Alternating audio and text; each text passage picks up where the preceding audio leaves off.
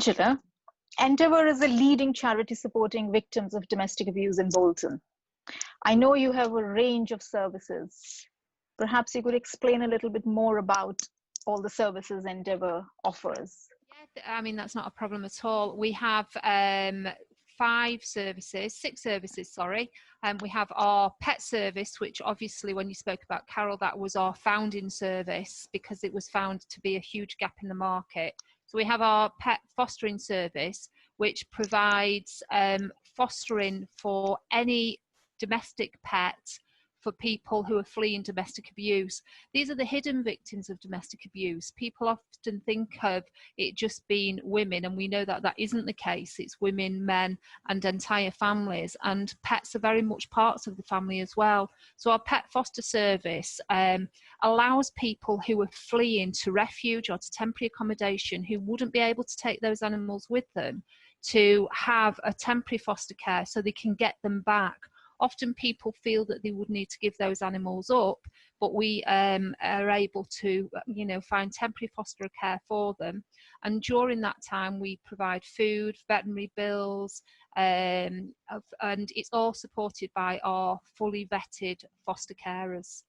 So that's our pet fostering service. We have our safe haven service, which is a step down from the Endeavour service, which involves safety planning, support for people who have returned home or have settled in new accommodation. And we also provide food parcels for that, clothing, helping people when they've set up into new properties. So helping with furniture, with domestic appliances. And we have a great team working in our safe haven. We have Haven, which is our service for those who are in dispersed properties. So those who are in hostels, hotel accommodation, temporary accommodation, and it's the same as our safe haven. People in the Haven project tend to have more chaotic lives, so there can be drug and alcohol involved in that as well. So we offer that. We've got our new BAME service, which is very highlighted at the moment through the Black Lives Matter, and also through COVID-19. There's been a big, concern about the higher illness rate for those from the BAME community. And a lot of that is to do through our service of no access to benefits, not speaking English as a first language, and not having any right to accommodation. So we support through all that.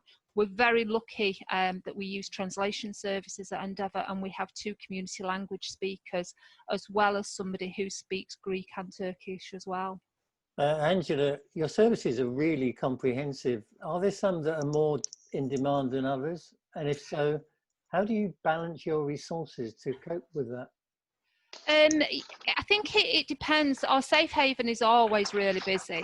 Our BAME service has only just been launched in March, and we're having a huge demand on that. We also have our young persons domestic violence advisor as well.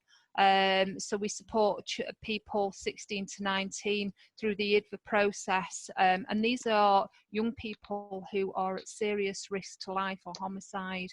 And this worker also works as a young person's development worker as well. So teaching younger adults about safe relationships and what is a healthy relationship, and keeping them safe to break the cycle before it starts. So identifying abuse seems to be an underlying issue for some victims. In your experience, do individuals who approach you sometimes wait too long before they do? And what's the balance between those who self-refer and those who are referred by somebody else? I'd say the majority are still referred to us by professionals, but we do take self-referrals. It's never too late to approach us for support. It can often take people a long time to appreciate that they're in a domestic abuse situation because it becomes their normal. Lots of people will say, well, why didn't she leave? Well, there's lots of barriers to leaving an abusive partner as well. Supporting victims of abuse must be something that happens over a period of time. It's not just one-off service. So what sort of time frames are involved? And does that stretch your resources then, you know, because sometimes it could be months and more than that time as well. So what do you do in terms of your resources? And do you ever have to put time limits on the support that you provide? No, we're quite unique in the fact that we don't put time limits on our services at all. We're here to support people for as long as they need us. For some people, it might just be a few weeks, but for us, it can be months. People will come back through the system, and we're here for them whenever they need us. So how does that then balance your resources? I mean, do you have enough funds to support over a period of time or long stretches of time for supporting victims? I think we just learn to adapt, Gulnaz. You know, we carry on. Our priority has always been that the people who are affected by domestic abuse are always at the forefront of our service. We are, you know, a partially funded service, but like others, we are a charity, and we go out and fundraise and do exactly what we can to enhance our services. Angela, we're obviously living in unprecedented times when it looks like money can be found for everything that's important. If you had access to substantial funds from central government or the local council, do you know what you'd do with it? Oh, that's a difficult one, isn't it? What would we do? I think that, I mean, really, you probably should be asking somebody who's more of the domestic abuse worker than I am. But I mean, I think it would be, there's always more services that we could provide. You know, the demand on the service through COVID-19 is increased. We expect a tsunami when this is over of people who are needing support when it becomes easier to leave. So I think it would go into providing more workers, so we can provide an enhanced service to what we've already got. Angela, what is your main role? My main role is to bring in extra money for Endeavour for these services that aren't funded. The pet service, for example, is completely unfunded. And, you know, all these bills, vets bills, food, everything we cover for animals, all has to be covered. I run events to bring more money in, but it's also about the promotion, raising the profile of Endeavour. When people have been through the service, the most thing that people will say to us that they didn't even know that we existed. I think we are very, very good at Endeavour. We do fantastic work, but we're not very good about talking about it and shouting from the rooftops about what we do. We've just always got on with the job that needed doing in hand. And I think that hopefully now, now I'm in post, we are raising that profile and taking ourselves to another level. Yeah, you're very good at it. And it's quite interesting you mention events, because you are one of the finalists and the event organizer of the year for Inspire Awards this year. Yeah. So which event do you think is your, by far, the most successful event so far that you have done for Endeavour? I think our ladies' lunch was amazing. I mean, you were there, Gulnaz. I'm sure you'll agree.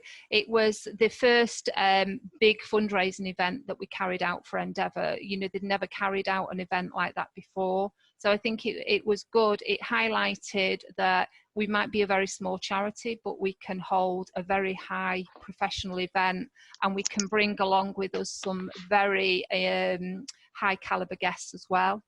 I think our annual review was phenomenal, you know, to have the calibre again. Michael Brown, who I know is also a finalist, Michelle Livesey-Feingold, who's also a finalist, and Julie Foy, who obviously is our patron. You know, all these people came together to support us and highlight the incredible work that we do as a service.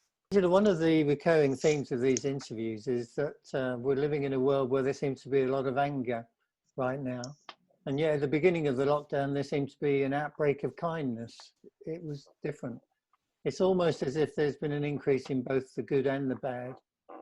And there's a background to why abuse happens. Do you think we need to address the root cause, that as a society, we all need to learn tolerance and respect as a starting point for just living our lives? I think that would be fantastic, wouldn't it? I think it wasn't that long ago that all over social media we were all posting #BeKind, and I think it's very easy that we can all put that on our social media.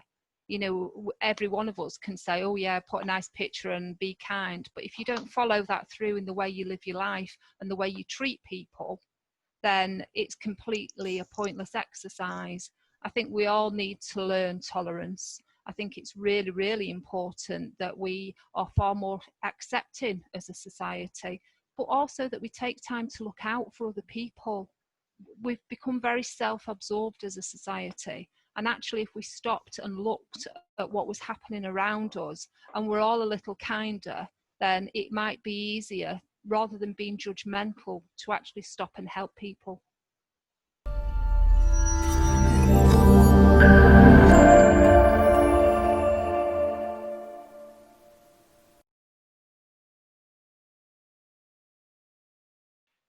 And I genuinely believe that we all have two choices. We can sit back and do nothing, or we can stand up and fight for what we believe in. Yeah. And I just chose to stand up and fight for what I believed in.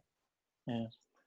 Well, I think you've got an amazing organisation there. You've obviously found that you're very good at fundraising, and now we can tell you're also very good at being interviewed. Oh, thank you.